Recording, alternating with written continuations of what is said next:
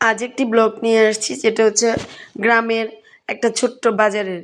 সেই বাজারটা হাটের, সেখানে ওই যে আমরা মাছগুলো দেখতে পাচ্ছি, যারা পলিথিনের নিচে বিছিয়ে মাছগুলো বিক্রি করছে।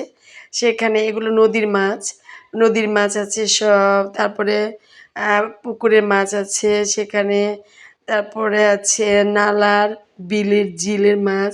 এগুলো হচ্ছে নদীর মাছ, চাপিলা মাছ বলা হয়।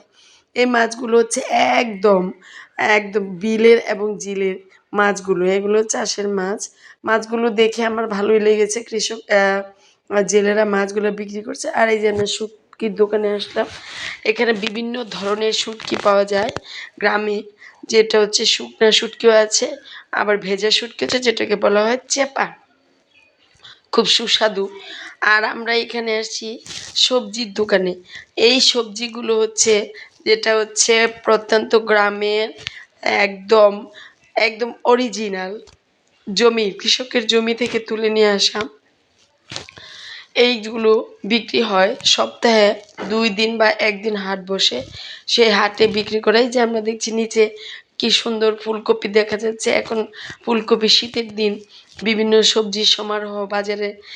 আবার এই যে এগুলো ওই একদম নতুন আলু জমি থেকে তুলে নিয়ে আসে, টমেটো, কাঁচামরিচ আর সিম, এগুলো সবই কৃষকেরা নিজস্ব ক্ষেত থেকে তুলে নিয়ে আসে।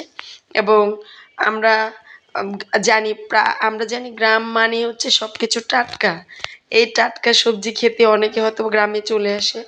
আর এই যে বাজারটা অত বেশি বড় না, ছোট দোকান, ছোট ছোট দোকান, থোকা থোকা দোকান।